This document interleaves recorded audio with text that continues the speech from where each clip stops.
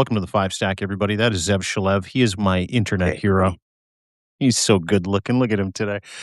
And he is at narrative.org is where you can find him. We'll get to all the goodies that he has at narrative.org for you to educate yourself and feel good about what the world has to offer, which out of the United States isn't very much right now. However, we're going to get back there. I am at deanblundell.substack.com. Welcome to the FiveStack. We break down 5 of the biggest stories every single day. Oh, I've still got my filter on. Sorry, guys. I don't even know how to take it off. Doesn't matter. It's going to be on. I look very angelic today. But speaking of angels, I just want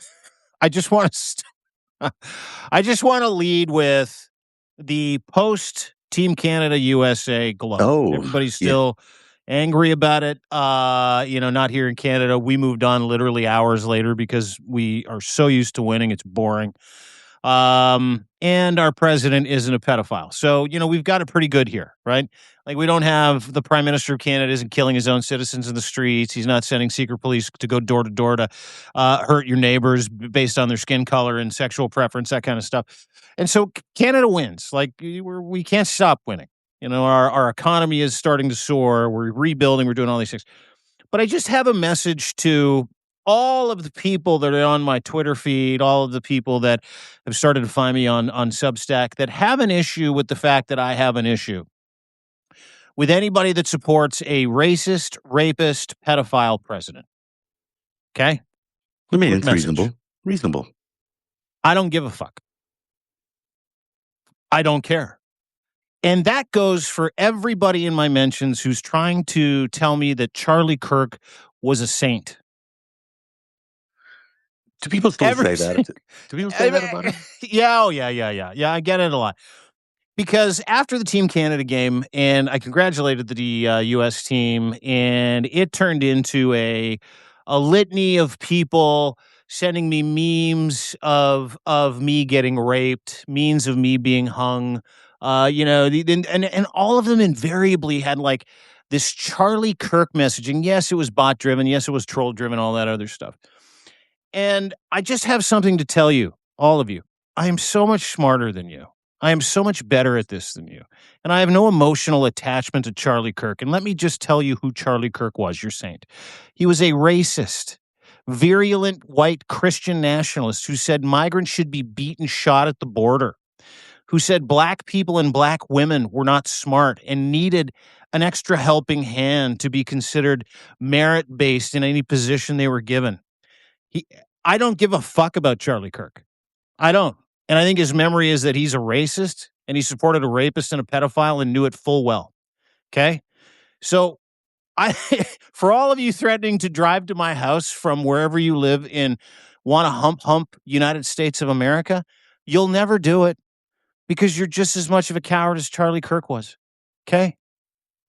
I just wanted to say that off the top before we got to the FiveStack. All right. And welcome to the show, everybody. It's, they don't need to, you don't need to even respond to those kind of terrible things. Those things are ridiculous. They just annoy me when people do things like that. It's just, and the more the more oxygen you breathe into it, the more they just go, and it's annoying. So, oh no, it's not, no. I just needed to put a fine tune and like a pin in how I feel about Charlie Kirk, and how I feel about his legacy, and how I feel about everybody that votes for Donald Trump, supports Donald Trump, makes room or tries to create space for Donald Trump. And that goes for the U.S. men's national hockey team. That was the dumbest display of co-signing pedophilia and rape. That was the dumbest display. That is, Steve Schmidt said it in the warning today, and I agree with him. That's the dumbest professional team of athletes that has ever been assembled anywhere at the same time. I'm smiling because I don't know anything about anybody who's still talking about that thing that happened last week, which is what the game of some sort. There was something involving the hockey, and yeah, you're still talking about the hockey, and I didn't even know it happened in the first place. Well, it's caused. So here's the thing: it's caused a serious rift, right? And I'll give you an example. Brady Tkachuk is the captain of the Ottawa Senators. Prior to the gold medal game, he said he hates Canada. And then goes and spends a couple hours with a rapist and a pedophile, saying it was the greatest honor of his life to meet with them, and validated everything that they did, and they earned that gold medal for Donald Trump. Okay, there you go. Matthew Kachuk, grade 9 education, has a bloodline full of idiocy. His father, Keith, was the dumbest player in the history of the NHL. He said the same thing. And it gets weird with Austin Matthews, who was the captain of Team USA. And Austin Matthews is the captain of the Toronto Maple Leafs. And he's probably the best American born hockey player in the history of the game. He's a very, very good hockey player, and he's built for keeping the noise out. He's played in the hockey mad market of Toronto for a long time. He's managed to keep his head above water and produce. He's having a record shit season, wins a gold medal, and then goes and shakes hands with a rapist, pedophile president who is threatening to annex Canada and threatening to destroy the Canadian economy, where he makes a very, very, very good living. Yeah. So, I think that does worry me a little bit. I think the reality of it is you can use sports to unite a nation, you can use sports to divide a nation, and you can certainly use sports to divide two nations. And I think the way the president is using this hockey team and sports in general, but this hockey team is exactly that. It's designed to create some sort of rupture in the way Americans feel towards Canadians and vice versa. And that's a pity because I think there's a lot more uniting us than dividing us. And we certainly don't want to keep encouraging this whole process of hating Canada because it doesn't exist except in the president's mind, except that he wants to take it over as the 51st state, and that's all wishful thinking. It's never going to happen, but he's going to try. Should we get into the breaking news of the day? Because probably a good idea. Yes. Yeah, sorry about my soliloquy. It was very selfish. No, I of me. enjoy apologize. I enjoy your whatever they are. Rants? Rants, openings. I went on a rant. Anyway, yeah, let's get to it. The big breaking news today, Hillary Clinton is testifying behind closed doors in a deposition before the House Oversight Committee in Chappaqua, New York. Chappaqua. Bill Clinton follows tomorrow. Clinton's demanded the hearing be public. She told Comer, if you want this fight, let's have it in public. He, of course, refused, Comer being the head of the chairman of the committee. Then they started this thing, and then Rep Boebert, because she is Rep Boebert and cares more about Benny Johnson, who's this far-right extremist right-wing influencer, who's probably paying her for this video of a photograph that he sent her, broke the rules, took a photograph of Clinton testifying, sent it to Benny Johnson. It's just a breaking of the rules. It's bullshit. But the most important thing that happened today is Hillary Clinton has nothing to do with Jeffrey Epstein as far as anyone can tell. She never met him, never went on the plane, never went to the island, you name it. The only thing that today was really about was Pizzagate. Because Pizzagate was the GOP's attempt to turn the whole Epstein thing into a thing about Hillary Clinton, which it never was and never will be. And they spent hours of the public's time. They spent hours of public money to interview someone who is a figure of their conspiracy theory that is not connected to the Epstein files. And that is the tragedy of today, is these guys are not seriously actually investigating Epstein.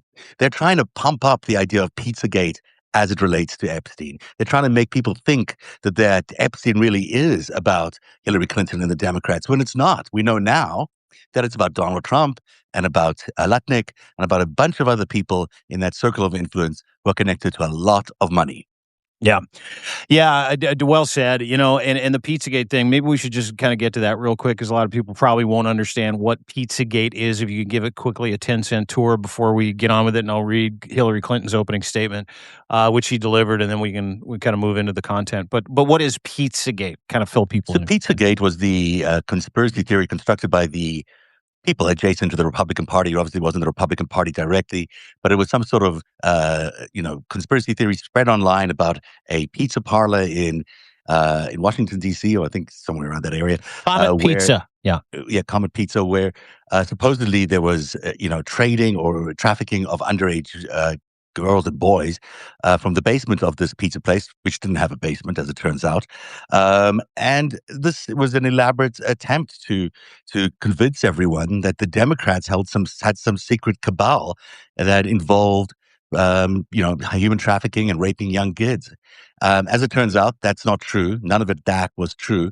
Now, there was a human trafficking ring. It involved Jeffrey Epstein. Yep. And it involved certainly targeting a lot of Democrats, but it was not ultimately a Democrat cabal of some sort. No, and Democrats were involved in it, but there is a cabal, and this is, and I think that, when we get into it, a lot of people need to understand that conspiracy intimately if you get a chance to. And so where that leans into is sort of the language that is always used, the coded language. You might be seeing it in some of the Epstein files where they refer to young girls or women as different types of food, whether it be beef jerky, whether it be filet, that kind of stuff. And so what I get out of that before we get to the Hillary Clinton opening statement, what I get out of that is that, people have been trying to pre-hang the Epstein files and the Epstein cabal and the sex trafficking ring on each other for decades. They've been alluding to it. If you remember before Trump ran in 2016, he's like, I don't know, Bill's got a problem with that island. That island, a lot of bad things went on in that island. I mean, and then today I see a picture of Howard Lutnick with his two sons yucking it up with Jeffrey Epstein on little St. James Island. I mean, a lot of people have been there. And so Epstein has been this enigmatic sort of nuclear fucking blob that has been pushed from side to side for a long time. And that's why they're leaning into that with Hillary Clinton today in deposition. Now, I'm going to read you some pieces of Hillary Clinton's original statement. Now, Hillary Clinton clearly knows who Jeffrey Epstein is, clearly knows her husband was on the fucking plane several times as well. Bill Clinton is tomorrow, so I'm actually looking forward to his indict, because I mean, I've seen pictures of him in the hot tub at Epstein's house, in the pool at Epstein's house, getting a back massage by a girl in a fucking airport. So, leave Hillary aside. You can say she's never been there. She absolutely knew about it. Everybody fucking knew about it at that level. So, Hillary Clinton, what? You want to say something? No, we said maybe knew about it, but knew what about it? Did she know there was child trafficking going on? Maybe not. I don't know if she knew that. She knows that now, but I don't think she knew Yes. that at the time. Maybe. I don't know. But I mean, she was the president of the United States wife. She was the fucking Secretary of State, if I'm not mistaken, for quite some time. I mean, she has access to that information. So I'm learned gonna about it over time. Yes. yeah, I'm gonna just give her credit for the opening statement, but I completely disbelieve the fact that Hillary Clinton said she had no idea what was going on in and around Epstein. Okay, because everybody fucking knew. We've been reading news stories about it for decades. He got convicted in 2008, for God's sakes. I mean, everybody knew who Epstein was. The Obama administration knew who the Epstein was. The Clinton administration, the Bush administration, everybody knew what was going on. Everybody.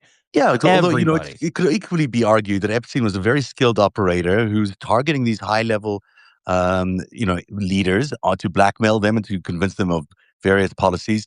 And for sure, Bill Clinton and Hillary Clinton were a target of Jeffrey Epstein. So Yeah. in that context, they might not have been aware of all these other things until much later on. Like the rest of us weren't aware until that actual, plea bargaining in 2008.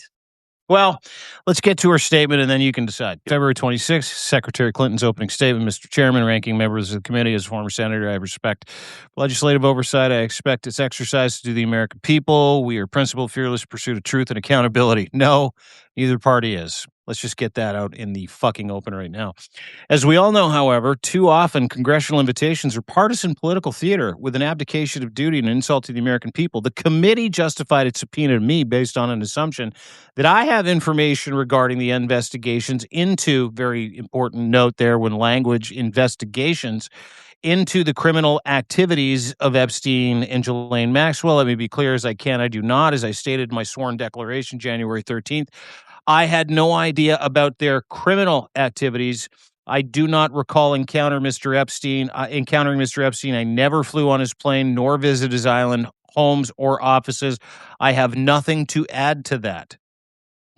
Okay. Like every decent person, I've been horrified by what we've learned about their crimes. It's unfathomable. Mr. Epstein got a slap on the wrist in 2008, which allowed him to continue his predatory practices for another decade. Who was the president in 2008? Do you remember? 2008 was into Obama, of course. Yeah. So There you go. 2009 was Obama. 2008 was still Bush. Bush, okay. Which has allowed him to continue his predatory practices for another decade. Mr. Chairman, your investigation is supposed to be assessing the federal government's handling of the investigations and prosecutions of Epstein and his crimes. You subpoenaed 8 law enforcement officials, all whom ran the Department of Justice or directed the FBI when Epstein's crimes were investigated and prosecuted. Of those 8, only 1 appeared before committee. 5 of the 6 former attorneys general were allowed to submit brief statements stating they had no information to provide. You have held 0 public hearings, refused to allow the media to attend them, including today. Despite espousing the need for transparency on dozens of occasions, you have made little effort to call the people who show up the most prominently in the Epstein files. And when you did, not a single Republican member showed up for Les Wexner's deposition. That is a fucking stake in the It's heart well of done. Comer. Really well done. Yeah. Yeah. See, I can give bouquets and I can also No, question. thank you. Right? I appreciate that. The institutional What failure. Sorry, can I keep? no, Can keep I keep going. going? Keep going. Yeah. The institutional failure is designed to protect one political party and one public official rather than seek truth and justice for the victims and survivors, as well as the public who all want to get to the bottom of this matter. My heart breaks for the survivors, and I am furious on their behalf. She then goes into a long 2.5 more pages, a soliloquy of how she helped survivors in all these countries and was a yeah, da, da, da. But that is the most important aspect of that opening statement on behalf of Hillary Clinton. She nailed it. Absolutely Yeah. nailed it. Look, I think it's great that she absolutely singled him out for not showing up to the Wexner deposition. But back to the idea of this being about Pizzagate is Hillary was the one who was supposedly involved in the Pizzagate, conspiracy theory, was supposedly involved or the leader or whatever of this human trafficking ring. And that is, just completely incorrect and false. And the only reason that they are bringing her before this committee is because they're still trying to ignite the suspicion or at least create the confusion Mhm. that Hillary is still somehow involved in this when there's just nothing true about that. Instead of calling her up, they should be calling up Donald Trump, who is, although he's the current president, is actually proven to be involved in this human trafficking ring with Jeffrey Epstein. And where there Mm. is, multiple episodes and multiple allegations that he is involved in those crimes, including some which have been completely deleted from the public record and we're not seeing inside the Epstein files, which is the next story on our countdown, which is about the cover up. But, Yeah. people really are, this idea that Hillary is being confused in this way in the public narrative is exactly why this commission, this oversight hearing, and this whole investigation that Comer is leading is just propaganda. There's no intention here of them to actually arrive at anything real. They're just trying to create talking points, try to create a little bit of news here and there, and score points against the Democrats. They're not actually concerned about the fact that there Correct. is a organized criminal ring that is trafficking underage girls. They're not worried about the fact that there's a transnational criminal organization that is stealing $80 trillion out of the American taxpayer pockets. You They got don't it. care about that. You got it. You got it. Well said, my friend. Well fucking said. Not only do they not care about that, nothing that I have seen from this administration in terms of the release of these Epstein files is as clearly an indicator of the guilt of Donald Trump, the president that James Comer and everybody else is trying so desperately to protect, as the now co-signed report from the New York Times, the Wall Street Journal, NPR, New Republic, and dozens of other major mainstream media outlets that have been very friendly to Donald Trump. Now questioning what is going on with 53 missing pages Mm. from the latest Epstein files dump that include not 1, not 2, not 3, but 4 302s that belong to a girl who was between the ages of 13 and 15, who attested in 2019 as a woman that Donald Trump and Jeffrey Epstein violently sexually abused her when she was a minor. These are 302s. These are witness statements, victim statements under fucking oath. Yeah, it's really important And, for everyone to realize this is not just someone calling in a tip.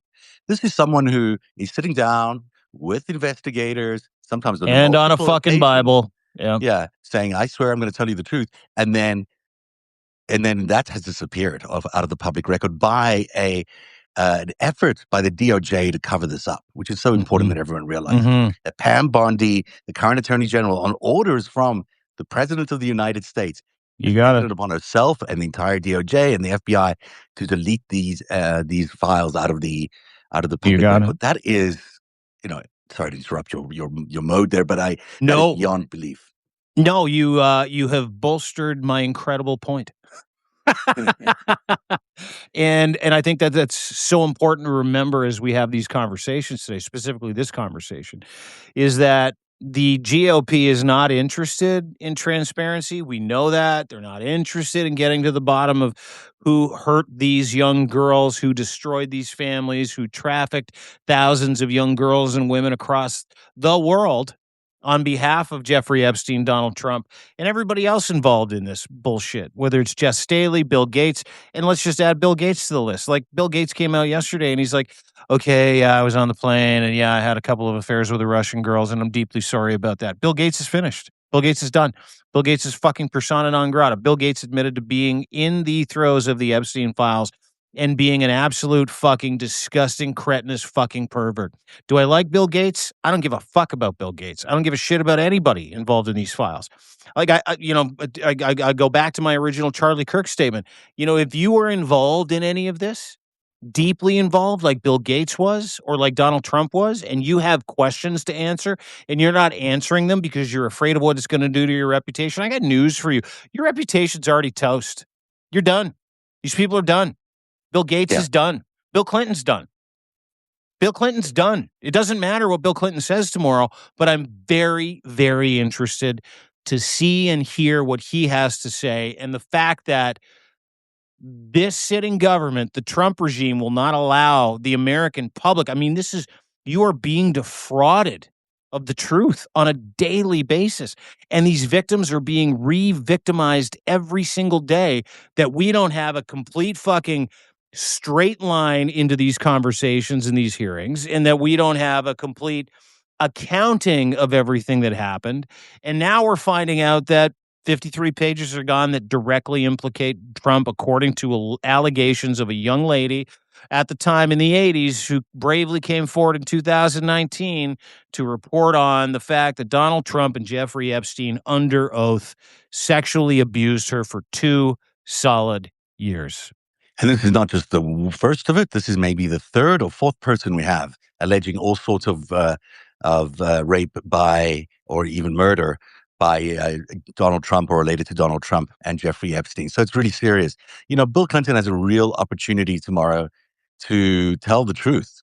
I mean, he knows exactly what Jeffrey Epstein and Donald Trump were up to. He knows because sometimes he was probably there, and at other times he has an opportunity to explain exactly how the financial crimes piece of this also worked, because he was a target of this attempt by a espionage operative to get into his life. You know, Epstein was one of the first people to fund Bill Clinton on orders of the Israelis. They wanted to fund Bill Clinton in order to stop the Israeli Palestinian peace process.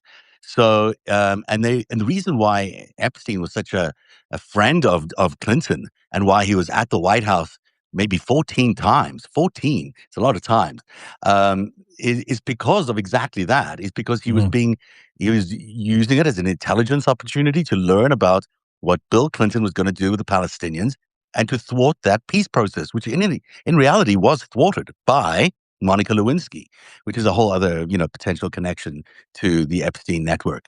But my point is that Bill Clinton can put it right tomorrow. Bill Clinton could stand up or testify in front of that committee and say, you know what, here's the truth.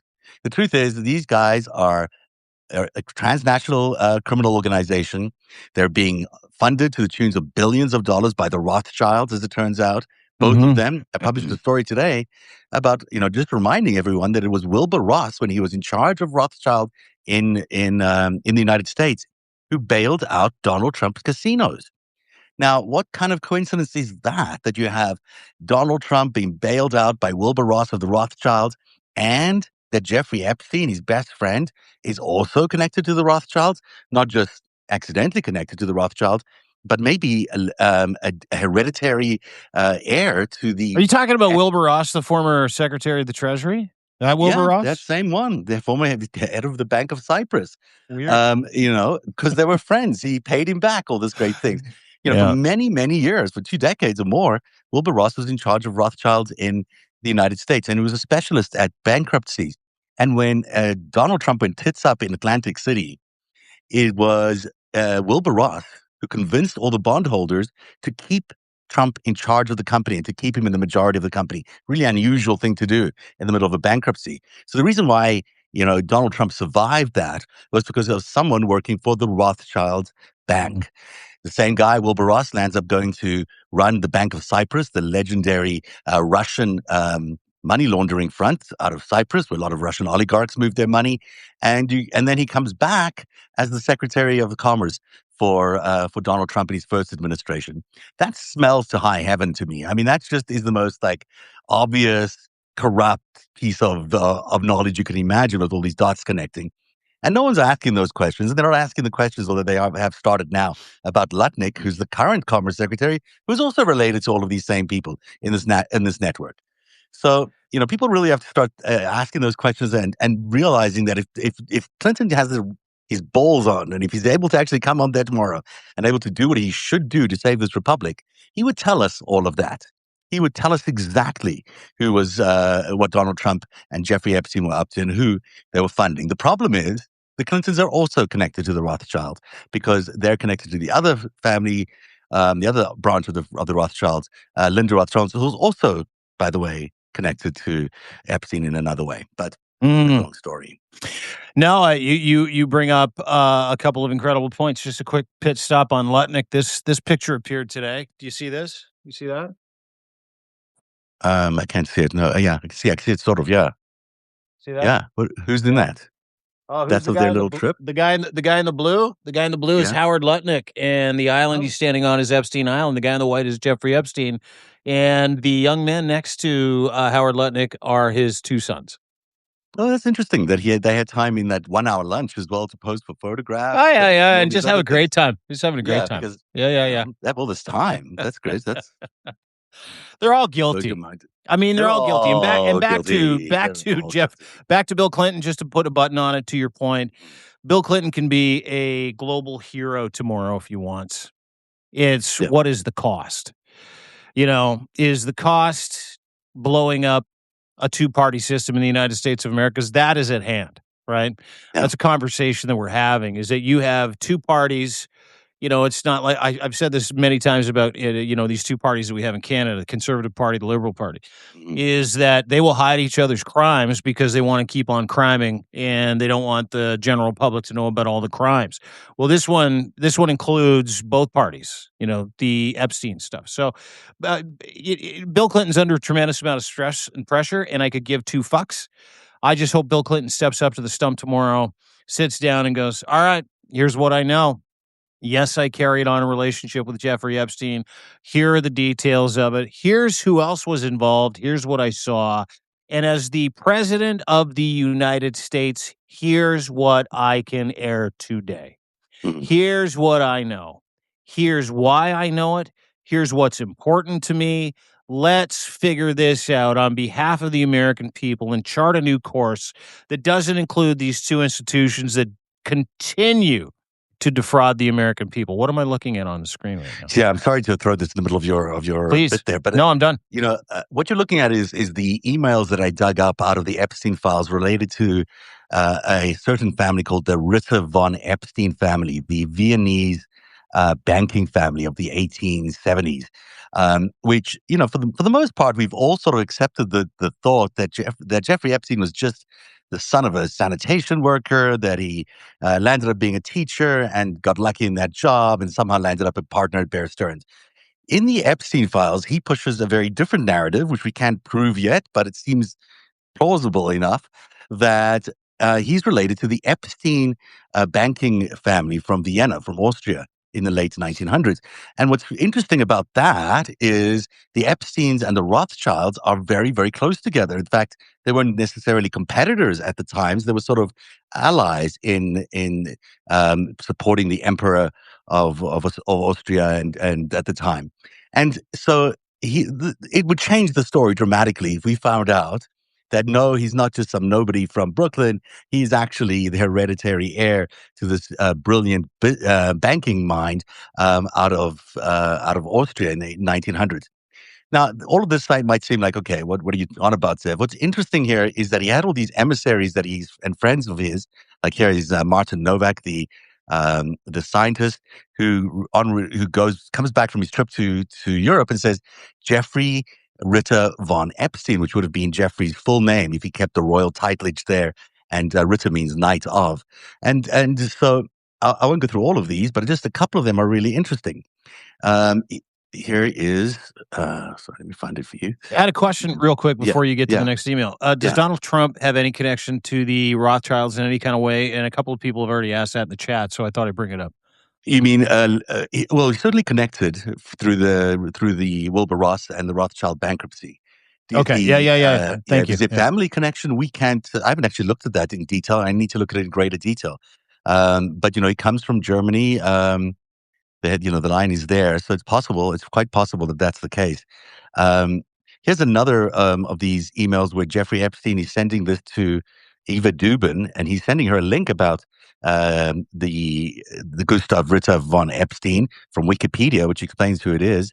And then he says, "Can you believe there was a Justa Epstein?" And then he does this. Martin Novak, who we showed you earlier on, goes to Europe and actually finds the tombstones of this Gustav von Epstein and I guess his brother or something like that. Anyhow, the Epsteins ended up being bankrupt and they had to leave Austria, and they disappeared, and we can't find their lineage as clearly as as we would expect to.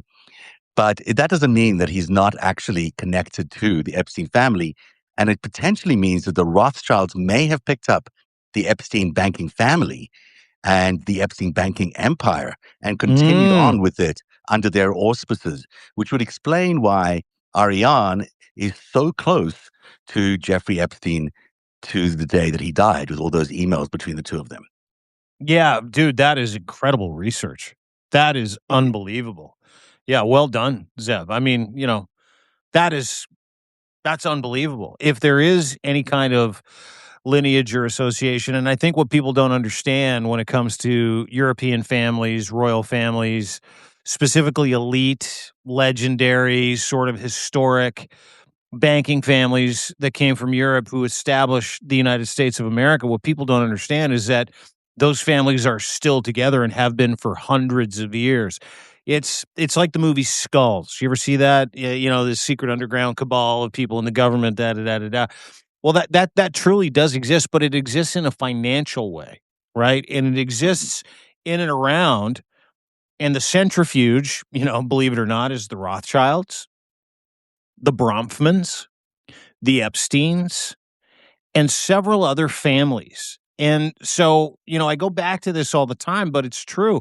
Those things that we would hear, growing up or in the past 20, 30 years about there being a secret society of the most well-known elites in the world. If you go to watch any Mike Myers movies like the Pentaveret, there's a secret. This is a secret society, but more importantly, these are people protecting their lineage and heritage and their finances and their money. It is, and it isn't. It isn't. Here's the thing: is that we're told all the time, and I've been told this since I grew up. The Rothschilds are, part of the whatever the what was it called? The something of Zion. Illuminati. Yeah, the Illuminati and all of that. And there's this Yeah. rich family network in the world that rules the world. I've not found that. What I have found is evidence of the Rothschild, this one large banking family with close relationship to various royal families in the last 200 years, that are involved in all sorts of manipulation of the markets. And they've been doing it for a very long time. They were doing it in Europe in 1800. They were doing it all the way through to 1873, that big crash they had in 1873. Mhm. And they always seem to survive. They always seem to come out better at the end of these collapses than they were at the start of them. Suggesting maybe, if you look at the pattern, as the same pattern that I'm talking about in 2008 in the crash, that perhaps they drove the market up, they pump it up, then they get ready before it crashes, then it crashes, then they steal not steal, then they buy up all the assets at pennies, and they're the only ones able to survive the crash because they've been ready for it. And that's how you make a lot of money. You buy everyone else's assets as they're collapsing for a fraction of the price. And we've seen it here in the United States happen several times, from 1987 all the way through the dot-com crash, through 9/11. And we've seen it through 2008, which is what The Greatest Heist Book 2 is all about. But the thing is, this is a strategy. This is a thing you can see over and over and over again.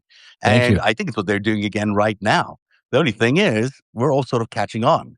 Now we know that it's the Rothschilds, and that they hide behind this conspiracy of the Illuminati and all this other stuff because that stops people from writing about it. Yeah. We told you can't write about this stuff because you're writing about conspiracy Oh, theories you're and about crazy. anti-Semitic things. Dude, Yeah. it's that is, you know what the new version of that is? Mm. Russia, Russia, Russia. Right. Yes, exactly. Rothschild's very connected to Russia, by the way, and to Rothschilds, Israel. Rothschilds, Rothschilds. Always the Yeah, Rothschilds. I mean, you yeah. bring up a fucking great point and incredible research. And if I could just stop for a second and encourage everybody to follow Zev Shalev at narrative.org right now, because I see so many people here that appreciate the work that you've done digging these things up. These are not readily available pieces of information in a skid, in a petaflop of information that so many people are going through. You, my friend, have done some absolutely incredible work, and I want to thank you for it in front of everybody today. And I Oh, hope it's my everybody pleasure, and goes and thank you. subscribes. Yeah. Thank you. Hit the Yeah, it's Chiron at the it's top. Hit it. Give him a sub. Make sure you follow Zeb Shalev. Dude is undeniable, and we're seeing it again today. So thank you for bringing this up today. if everything if you've been putting into this work that you've done and everyone else has been doing so much more effort to try and get the truth out, if it actually absolutely does expose all the financial crimes and all the financial manipulation that's been going on for the last 200 years, is worth every second of time and every second of everyone's and every cent of everyone's donations to get that out, because I think it's fundamental to how we continue in a world that is going to be free and prosperous for everybody and not ruled by a bunch of creepy elites who like to steal things. That's basically that's the And choice they sexually have now. assault children and traffic Yeah, women. yeah. Yeah. Yeah. Right. This is their way. This is how they want to run the world, and are running the world.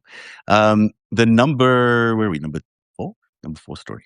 4. Although that was sort of the number four story was the cover up story. So number three, if I could find it here, is all about this thing that happened in Cuba. And you actually know more about this than I do. This is a big, Crazy story. it's a crazy story. You can tell us because it's on deanblundell.substack.com. You were first. That's what I learned about it today.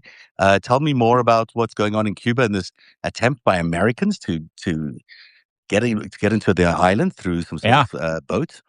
Cayo Flaco, which is a little area just off the coast, southeast coast of Cuba. So, wild story. And I'm having some due diligence done to try to get more information. But my sources are telling me, and I have sources, by the way. I have sources in the United States, Canada, and in I Europe. believe you do. Oh, I do. I have a lot of them. And I never print or talk about anything I don't know anything about. So let me just preface everything by saying we had a major international incident in Cuba. A boat that allegedly had a Florida tag, a Florida number. And if you know anything about maritime or boats, every boat has a number. That number dictates where it's from. First couple letters will dictate where it's from. So in Ontario, it's ON. That's where I'm from. Ontario and Florida, it's FL. And I know this because am I a power squadron pilot? Yes, I am. I can basically pilot any boat in the world. Little known fact, a lot of people don't know. Don't need to pimp that because I it's had no idea. a cool I had thing. no idea you could do Yeah. that. Yeah, Okay. absolutely. I can navigate any waters around the world. So, and I love it. I love being on the water. So, I was specifically interested in the story, and I got a text from a mutual friend of ours who we'll talk about later, who said, "I need you to look into this." And so, I got connected with some people south of the border. That's all I'll tell you. And the story is, as I will explain it to you, very fucking interesting at a time when the United States is engaging in what they hoped was a very secret embargo of Cuba. They're not letting oil, supplies, food into Cuba because they're trying to starve those people. And depending on how you feel about Cuba, and the propaganda about Cuba, you're going to want to listen to this conversation. So here's what happened. 2 days ago, sorry, yesterday morning. Yeah, so it was about 2 days ago now, but 24 hours ago. A boat from Florida, speedboat, was spotted about a mile off the coast of Cayo Flaco, which is in Cuba. So Cuban Coast Guards went to the boat and they're like, "Hey, what's up?" And without a moment's notice, this boat from Florida, this American boat in Cuban waters, opened fire on the Cuban Coast Guard, seriously injuring the commander of the Cuban Coast Guard. So Wow. what did the Cuban Coast Guard do? They opened fire on the American boat from Florida. It's a speedboat. They killed 4 people on that boat, injured 6 others, and then took the 6 injured people and airlifted them to a hospital in Cuba. So we're yet to find out where these people are from, who they are, why they were in Cuba, and what they were there to do. The competing narratives that you're going to hear are these were American pirates. It had nothing to do with the United States. These were Americans that were trying to save their Cuban cousins from death by communism in Cuba, which, by the way, has universal health care. Generally, people are very happy. Yes, they're behind the times because they're an isolated society. So you'll see a lot of cars from the 40s, 50s, 60s, 70s running around. Yes, it is a police state for sure, but so is the United States. So we're kind of on the precipice of a different conversation, and that conversation kind of leans into, and I think it's really important that people understand that, a Gulf of Tonkin moment. And now, if anybody knows anything about how Vietnam started, the United States of America said we were shot at, and these things happened in the Gulf of Tonkin, which were completely misrepresented. And then Richard Nixon and everybody else. Sorry, I think it was Kennedy. It was Kennedy. Kennedy started the Vietnam War, right? Mhm. And so, long story short, we're now at that point where we don't know enough information. The United States government is not saying a fucking word. Like the Trump regime isn't saying a fucking word about what happened in Cuba, who these people were, who they clearly know who they are. And Cuba's singing. The Cuban delegation, the Cuban government is saying, "Hey, we've got these 6 people. We're trying to investigate, work with the United States, trying to figure out who they are." And now we're starting to see the generation of influence where you've got Trump proxies, US proxies saying this is an act of war. Those were legal fishermen. They were nowhere near the no fuck. They were literally like if you get a boat signature according to every boat will tell you where it was. This thing was a mile, 1.2 miles off the coast, clearly in Cuban waters, and they Mhm. clearly opened fire on the Cuban Coast Guard. So, is this a moment where the United States is trying to justify some sort of military attack on Cuba? Maybe. Probably. Generally, I think that's the general thinking. Yeah. Are these pirates that just decided they were gonna go save, Cubans from No, no. that's a Are these stupid people who mission. just got lost and started shooting a gun at the no. So, we're now back firmly in the area of the United States of America is trying to provoke a war with Cuba. Which is not untrue because, in fact, after Venezuela, when they choked off Cuba's oil supply, it's really that embargo is an act of war on its own. Yeah. An embargo is an act of war. So the fact that they are now not following up, but that there seems to be, land, people trying to make land using weapons and a boat that are Cuban Americans. I think they're all Cuban Americans involved here. That seems like it could be exactly what you're describing, an attempt to start a war by creating some sort of conflict, some sort of Remember like 2 months invasion. ago, Yeah. these American Mexicans took off from this SpaceX town on the Gulf of Mexico. It's called Space City. It's it's where Elon Musk has his like weird cabal of all the baby mamas and where he tests all his stuff. It's fucking weird. Space City's an entire other Substack live, and they literally took a boat across the Gulf and landed on a Mexican beach and put an American flag in there with a sign that said this is now American territory. And then the Mexican government went over and like, yeah, go I remember fuck that. That was yourself. very funny. Pulled everything out. Yeah, and then these American same apparently according to Cuban officials wearing the same masked coverings, wearing the same street clothes as these Americans that came from Space City. There are these little incursions that America is trying to make and trying to pass them off as something that they're not. They are actively trying to start a war with Cuba. Yeah, they are. Then that for sure is their next target. They've been quite explicit about being their next target. And Marco Rubio did speak about this a short while ago. He said that he had not enough information about it, but hopefully it's not as bad as he feared. I don't know what that means, what he was fearing, because I'm sure he would know exactly who the people involved are. Cuban American Marco Rubio? Yeah, I mean, really? You wouldn't know who they are? Who has tried desperately to tell Trump that Cuba should be our next target? That Marco Rubio? Yeah, I mean, they've said it out loud many times, and not only that, Cuba is their next target. There's a shortage of fuel right there, which is crippling the economy. They've stopped some flights from leaving Cuba. They really are struggling with a shortage. Canadians aren't flying there anymore. Canada has canceled all flights going in and out of Cuba because they don't have enough jet fuel. And I mean, Canada's also anteed up and offered the Mexican government $8 million in aid for the Cuban people. Yeah. And the poverty there is already bad. To add to that, no fuel and no food and supplies. To prevent all the food and supplies from getting into that country. And you can have an issue with communism, you can have an issue with fascism, but these are a communist country and a fascist country. And the fascist country is trying to kill people in the communist country to break their resolve, to set them against the regime, to set them against their government. And Canada had, we're this country that's like, hey, there are human beings who are trying to eat, who need medication, who need fuel. And so we're going to ante up $8 million. And something happened today in Canada. I think this is really important.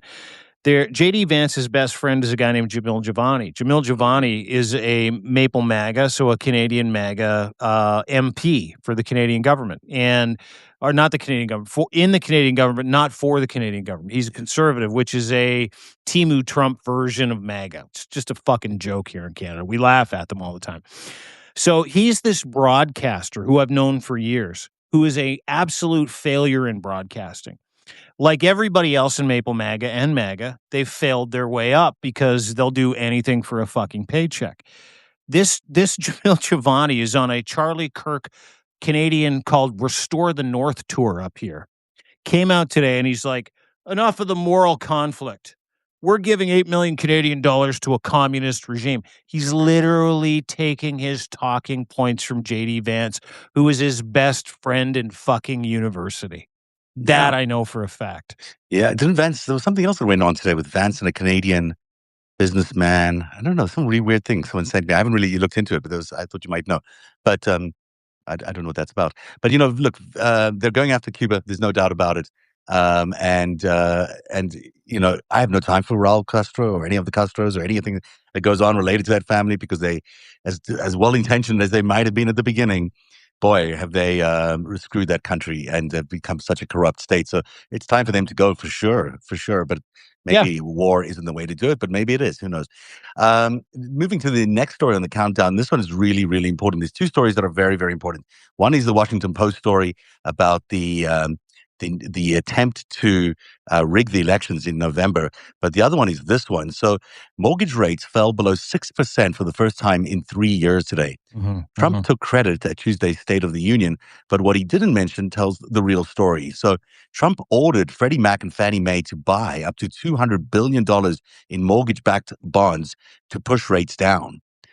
So that's not a free market move. That's the government saying, hey, Freddie and Fannie, you buy these bonds, let's get the market providing cheaper homes for everybody. And that is why you're seeing this decline in the mortgage rates. But he's doing this only to win the next elections. And it's one of the first signs we're seeing of him actually juicing the market in order to get the economy humming again so he can win in November. Everyone needs to pay attention to that story. It's a really big story. Mm. Juicing the markets. Juicing the market. Are you telling me?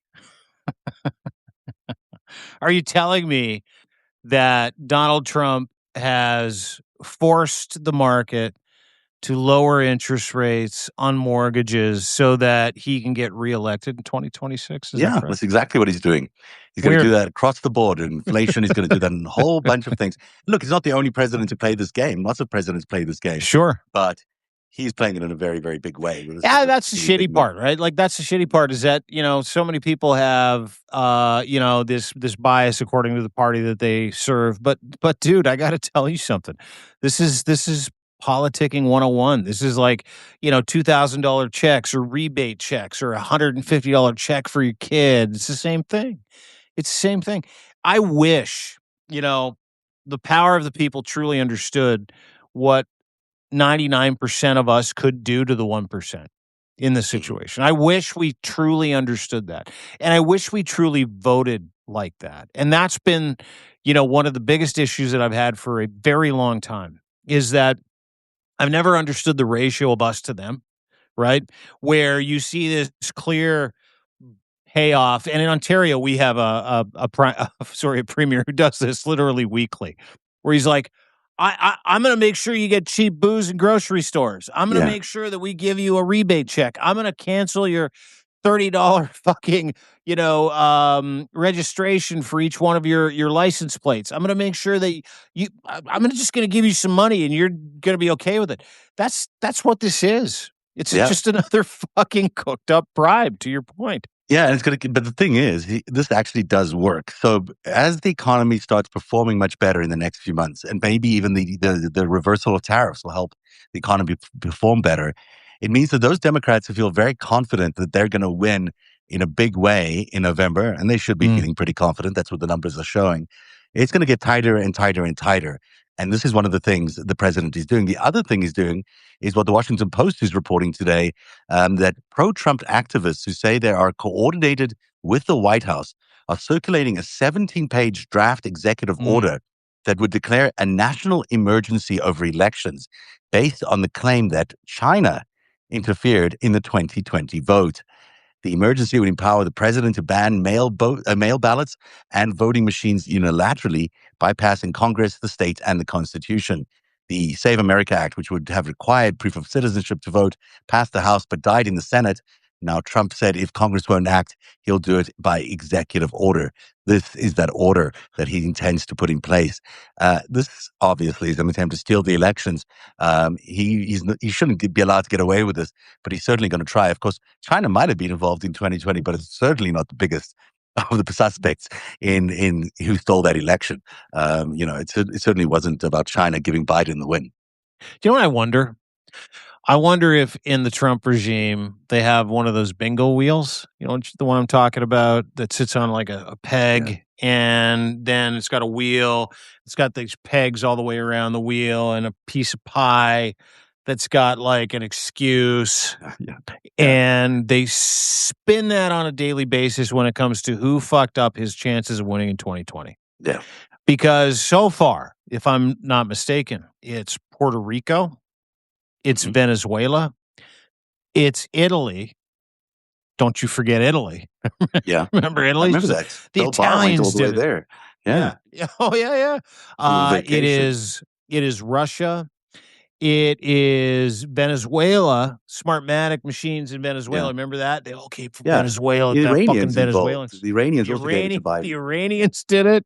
Yeah. And now we've landed back on the spin the wheel as to what country that we need to vilify for screwing up Donald Trump's chances in 2020, which is a total fucking bullshit lie. Boom, it lands on China. Oh my God, China. What can we do with China today? I truly believe that. I believe they have a foreign interference wheel that Well, they if you notice, it's very spin. rarely Russia and it's very rarely Israel. It's always, it's always the other countries that Yeah. actually didn't interfere or didn't obviously interfere in those elections. this is look. You can blame a lot of people for interfering in elections in America. Russia and Israel are amongst the first of those two. Mhm, mhm. It certainly did not. The Chinese had no interest in helping Biden get elected in 2020.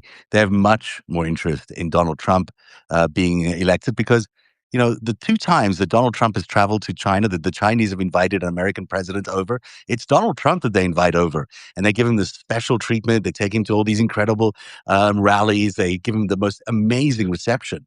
They didn't do that with Biden, but they sure do it with Donald Trump. They did it the first time, and there's another trip coming to China soon, which is likely going to be the same thing. China really stroking his ego and pretending that they're very happy with a relationship which they aren't, which they are really happy with. The pretense part of it is that they helped install Donald Trump in the White House, which is why they're happy he's there, because he's helping them win on many, many fronts.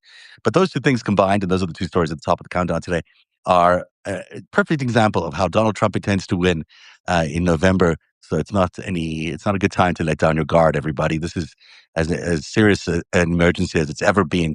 And you can bet by November, the numbers are going to start to contract dramatically, and it might be a tight election. Well, if what I saw today, Harry Enton, who does a great job for CNN, I don't like CNN, but Harry Enton does a great job. He's a numbers guy. And he went through the numbers in Texas. And there are bellwether polls, bellwether information that everybody can take with them. And the state of Texas is a literal mega shithole, right? Literally run by the world's worst fucking maggots. They're underwater by like 10 points. Trump, the GOP, Republicans, they're underwater by 10 points in Texas for the Wow, that's first crazy. time in 60 years, if I'm to understand that correctly. Yeah, I think that's true. I mean, the Democrats used to hold the South, but not for decades. They No, became a Republican country. no. And Texas is a held state. Texas is one of those states that 4 or 5 religious, hyper religious, super Christian nationalists, born again Baptist, evangelical families that are billionaires in the oil industry literally run. They'll tell Ken Paxton what to do. They'll tell Wheels Abbott what to do, and they do it. And Texas is about to experience, I think, what the rest of the world is going to experience is this incredible rebuke, this embarrassing rebuke of Trumpism, who Trump is, what he is. And then you're going to start to see, and I talked to Schmidt about this on the warning today, Steve Schmidt, everybody go and follow him today. We're going to see a Moffin Maiden movement. And if anybody understands anything, and I love history, I love World War history, specifically my grandfather landed on the beaches of Normandy. So, for the Allies, and made his way through not only Africa, but also made his way through Europe along with his brother. We have a deep family history when it comes to standing with allies, standing for democracy. My family was one of the first in Hitler's bunker after the Russians plundered it.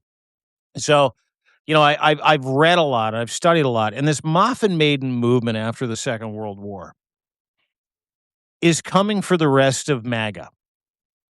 And what the Moffin Maiden movement was every collaborator, every single one, in Denmark, in Holland, in Belgium, in Luxembourg, in Romania, in Ukraine, across Europe, every collaborator who gave any kind of comfort or aid to Nazi occupiers, they were summarily dragged into the streets, tarred and feathered, had shit rubbed in their faces.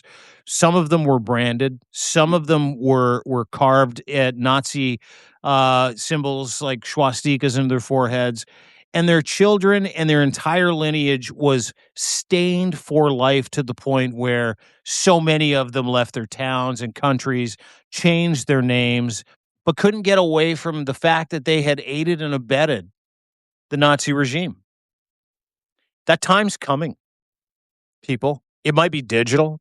It might be real. I'm hoping there's less head shaving and shit smearing and tarring and feathering and abusing the children of collaborators. But, there's going to be a time that comes for Americans, specifically MAG Americans, where Pete Hegseth's kid and children and lineage Kristi Noem's family, Stephen Miller's family, they will never be able to escape the stain that they are and what they have done to the American people, what they have done to the allies of America, what they have done to their fucking neighbors. They will never be able to escape it. And I think everybody here that's watching this, and you're smart, that's why I know you're smart because you're here, needs to kind of take comfort in that, because I got to tell you something. I'm going to stand back and watch. There are lots of us that are not interested in you might be different than me because I've got a bit of a hard edge to me, Zev. This is not going to be, Nixon when he got sent to California and Gerald Ford goes, let's just calm it all down and we're not going to charge him. He can go live in California. He's done. It's coming. Mob justice works both ways. I agree with you. I think that awakening is going to happen to most Americans, and they realize how destructive MAGA has been. I also really, just to tie it back to Rothschild, as you were talking there, I was thinking, you mentioned your grandparents, is that grandfather did that Yeah, amazing? my grandfather, William Mallandine. Yeah. That's And his amazing brother. that there's Yeah. that you have the same sort of zeal as he did. That's why I have it. I got to tell you something. I have family members that have plates and bowls from Hitler's bunker as keepsakes from the sacrifice that our family and so many other families in allied communities made. I grew up with a picture of my grandfather. I'm going to get emotional talking about it. Walking with his brother. They were royal photographers who left their very cushy lives to go and document and fight the war. And left their families, including my mother, including my grandmother, and went across the ocean to do what we all know to be true, which is support democracy, which is defend democracy, defend people who can't defend themselves. I have taken this so seriously. And this is, I think, a warning to everybody that thinks that this is a joke to me or this is some kind of performative job. It's not a job. This is my life. This is who I am. And I honor my grandfather every day with what I do. And I know he's proud of me. And so many of us who have family members who sacrificed the most during the Second World War are here today because we don't fight those fights on beaches anymore. We fight them here. And we fight them with influence and research and goodwill and effort. And that's why I'm here. That's why I'm here. It's thank you for everything you do, and thank you for your families and everything they've done. But let me say that it's interesting is going back to the Rothschilds as you were talking there. I was thinking, the Rothschilds, maybe they didn't fund Hitler. That seems to be a claim that can't be proven. But there's some evidence even in these Epstein emails about how Hitler may have stayed at a shelter that the Rothschilds had funded. But they also did definitely fund Napoleon. It seems to me like maybe they've funded Donald Trump. And you look at the kind of history and that kind of mapping of how much these this particular rich banking family may have been involved in the rise of so many of these despots who are so war hungry. And you realize, a lot of this is also stoked by outside forces who are trying to, war could be very profitable. War is a very, very profitable thing if you're ready for it, if you're invested in it, if you're putting in all your money at the right time, you'll reap those rewards when the war actually starts. Mm-hmm. And that's probably in the thinking of many of the people involved in this Rothschilds universe who might be thinking, hey, this is a good idea. Let's start a war. We've done it before. Each time it's worked pretty well for them. They've come out richer. They've come out stronger. And throughout all of that, they've also been able to escape any criminal penalty, which, is just sad. So I don't know. That's a bit of a tangent I went on. I was weaving there. No. Listen. I think and I think this is true. It's specifically for someone like you. And I see so many people giving you flowers in the comments for your incredible work, because this isn't just recent. Zev's been at this for a decade. Zev's been at this doggedly, and to the point where it at times in his life destroyed him. And he is not given up, which is why everybody needs to hit that Chiron at the top and give him a follow and appreciate his work. Give him a sub and appreciate his work. But what you're talking about is the unearthing of everything that troubles all of us in America. And it's specifically a couple of elite families that have done terrible things to people that have bet on the other side, whether you want to call it shorting the war market. They've made a ton of money. And, I don't know. Here's the fucking crazy part. You probably know more about the Rothschilds than most, but I guarantee you don't know anything about the Rothschilds. I know nothing about the Rothschilds family. I can't tell you where they are. I can't tell you what they look like. I can't tell you where they live. And that is by design, right? Yeah, So I they think bury one of the it. next steps, according to the incredible work that you do, not to put more work on your plate, is to out all of them. It's to tell that story from nuts to bolts, start to finish, and finish with today and what's happening to us. Because we don't live in an age where you can hide that information anymore. The internet's fucking awesome, right? Like Yeah, we don't live in an age where the Gettys and the Rothschilds own every major daily newspaper in the United States. We don't. you know, they will come for me because they do. I know they do. And when I did a story a few years ago about Wexner, I did a show called the Snake's Head.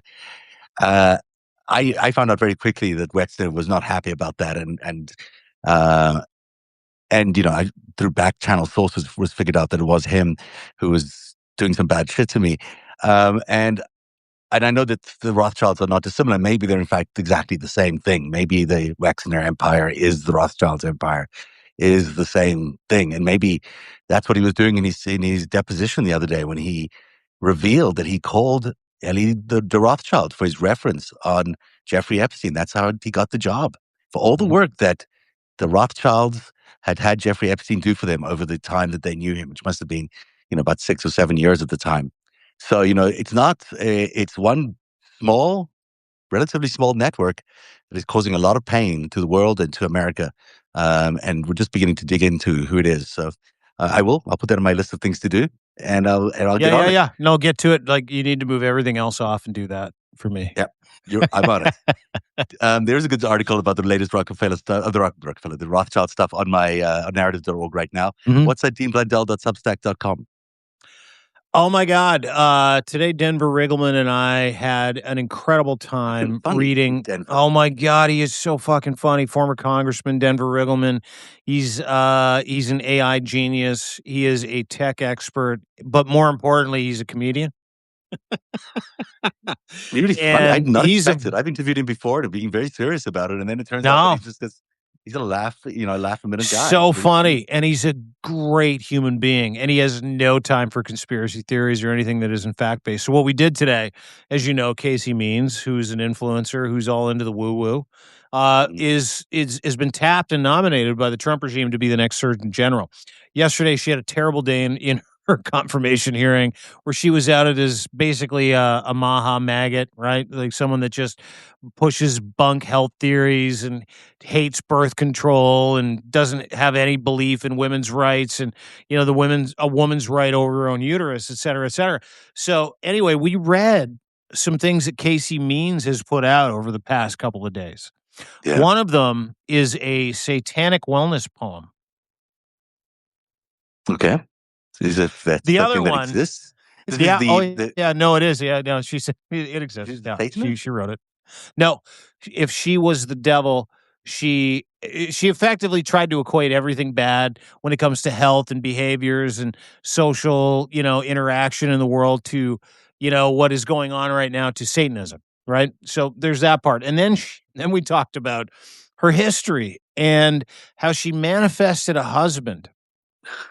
She's gonna be the fucking. And by the way, she's not a doctor.